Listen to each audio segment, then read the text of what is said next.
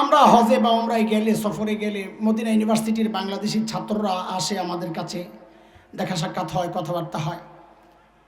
তো ওরা একদিন এসে বলতেছে, হুজুর আজকে এক মারাত্মক ঘটনা ঘটছে। কি হয়েছে? পুলিশ স্টেশন থেকে হজ মিশনে ফোন আসছে, বাংলাদেশে এক হাজি সাহেব ধরা পড়ছে, ছুটাইয়া লইয়া যান, অপরাধ ভিক্ষা করে। আমরা গেছি হারে ছুটাই আনতে, যায়া দেখি এক সার বয়া রয়েছে, হাত দুইটা কাটা, এর মধ্যে কোনো পেরেশানি অনুশোচনা কিচ্ছু নাই, যে কোনো অপরাধ করছে এর মধ্যে বাপ টাপ কিচ্ছু নাই, ভাবলে বই রয়েছে। তো ভাবলাম আগে ছুটাই নেই, এরপরে পরে জিজ্ঞেস করুন যা করার। ছুটায় টুটায় গাড়িতে না জিজ্ঞেস করতেছি, কি হাত কাটা কেন?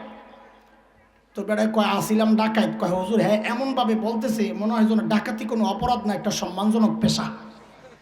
কয় তারপরে? কয় ধরা পড়ছিলাম, গণপিটুনি খাইয়া হাত দুইটা হারাইছি। এরপর আল্লাহ তো রাজ্জাক, বান্দার রিজিকের জন্য কি আর আল্লাহ বান্দারে আটকায় রাখেনি? তা আমার লোক একটা আল্লাহ ব্যবস্থা করছে। কি ব্যবস্থা? কয় প্রত্যেক বছর হজের সময় আইলে কম টাকা দিয়ে আমি হজে আয়া পড়ি, আয়া মক্কা মদিনা মিনা মুজদালিফা আরাফায় ভিক্ষা করি।